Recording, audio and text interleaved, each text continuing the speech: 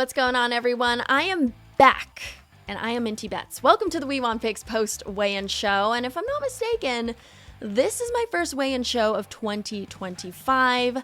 Better late than never, but schedule has just not been kind lately. If you're new here, this is the show where we pretty much condense the official weigh-ins and give you the Sparks notes on who looked good, who looked bad. I'll let you know if anyone missed weight, and I'll let you know who I have a crush on. This Saturday is UFC 312 in Sydney, Australia. 2 titles on the line, 12 fights, 6 debut fighters, and lots of mustaches. We did have the first fight of the night get canceled. The fight between Park and Tumendemberel is off because I think one of the guys said he was way overweight. Same. Before starting, you guys have to promise me that if you aren't already, go on to We Want Picks and become a premium member because Angelo and Jacob have pretty much dedicated the rest of their lives to UFC, so please go and do so.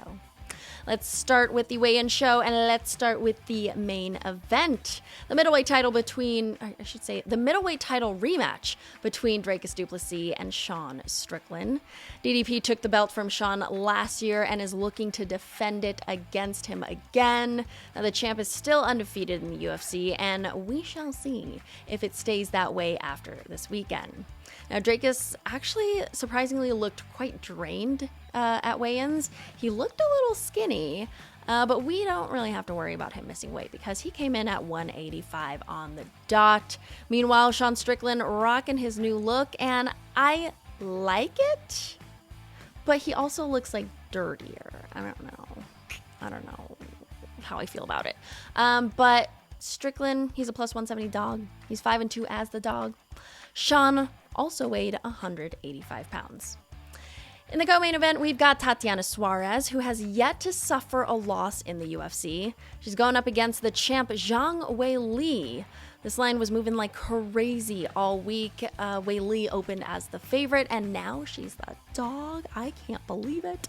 Let's start off with Zhang Weili. She's 9-2 in the UFC, only been the betting underdog once, and in her last win, it was against Yan Xiaonan, and I remember it very vividly because I was on Yan.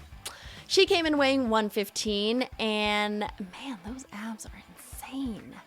Tatiana Suarez, popular pick this week.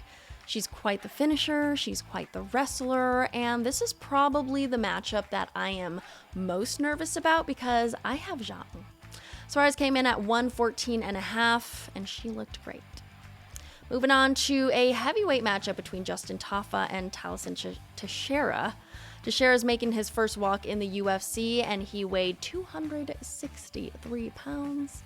And according to Yanni's numbers, a little over 57% of fighters making their UFC debut go on to lose their first fight. Team Tafa is back, and he is coming in as the underdog here. His last fight was a loss to Carl Williams, and I don't know. I like the Tafa brothers, but I stay away from betting on them. Tafa weighed 266 pounds. In the light heavyweight division, it will be between Jimmy Crute and Rodolfo Bellato. Crute is 0-3-1 in his last 4. He's had 8 of his 9 UFC fights finish inside the distance, and that mullet is doing him lots of favors. I wouldn't be surprised if that mullet is what wins him this fight. He came in at 206 pounds. His opponent, Rodolfo Bellato, not quite as experienced in the promotion as Jimmy Crute, but coming off a nice win against Ihor, he came in at 205 pounds. And I'm not wearing my glasses, so it is 205 pounds. Okay. To open up the main card is Jacob's Lock of the Week, the matchup between Jake Matthews and Francisco Prado. Jacob is rolling with Prado in this one, and you can get him at plus 200, give or take. Fun fact, fighters under the age of 25 have the highest winning percentage in the UFC. Not really fun fact because I feel like that's kind of obvious. I don't know. Francisco looked bulky, though. He is looking like a unit in the best way possible. He came in at 170.5 pounds, and I think he looks like Argentina Drew Dober. As for Jake Matthews, didn't realize how long he's been in the UFC. 11 years since 2014. My goodness. He's been a little inconsistent lately, but he's coming off a victory against Herbert Burns. Jake also weighed 170.5 pounds. The feature prelim is Jack Jenkins versus Gabriel Santos. Jenkins coming in at 146 pounds. Yes, that's what I typed. And Gabriel Santos, he gets awarded the best smile, the most beautiful smile of the night by me. Santos weighed 145.5 pounds and looked perfect to me. Next up, a lightweight matchup between Slava Claus and my boy, Tom Nolan. Slava was one of the final fighters to step on the scale, and he weighed 156 pounds, while Tom Nolan coming in at 155.5.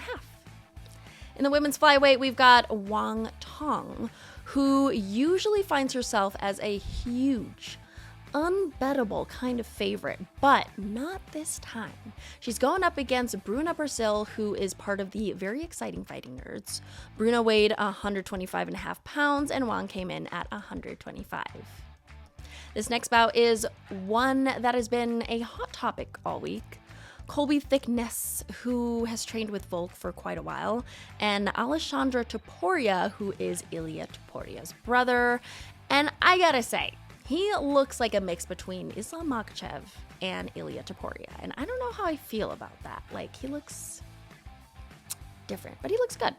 Both guys look good. Both guys making their UFC debut, and both guys weighed 135.5 pounds. Now, I like this next fight a lot because of Cody Steele. Lots of hype with him, and I'm buying it. I'm eating it up. This will be his first official UFC fight, and both him and his opponent Rong Zhu came in at 156 pounds. At welterweight, we've got Jonathan McAuliffe and Kevin Jose. Kevin is coming off that loss to Brian Battle and is looking like he is standing on business Saturday night because he had no facial expression. He didn't crack a single smile. Both him and Jonathan weighed 170 pounds. And finally, the new opener of the night will be a matchup between UFC newcomer Quillan Salkilld. UFC newcomer Quillan Salkilld, who's got an insane stash. My God, like the same amount of hair in like the stash and the head. He's going up against India's own Anshul Jubli, and Jubli weighed 155.5 pounds. Quillan came in at 156 pounds. That wraps it up for the We Want Picks post-weigh-in show. You guys can catch my picks on the UFC app. Click Fight Pass, and the online betting show should pop right up. I gave out 6 picks for 4 fights, so check it out. Next week is going to be a phenomenal card at the UFC Apex, the day after Valentine's Day, guys. By the way, don't forget to get your significant other flowers, take her to dinner, make her dinner. Just do something thoughtful and don't be a loser. Also catch the post-weigh-in show right here on the We Want Picks YouTube channel for that card between Jared Cannonier and Gregory Rodriguez. Good luck.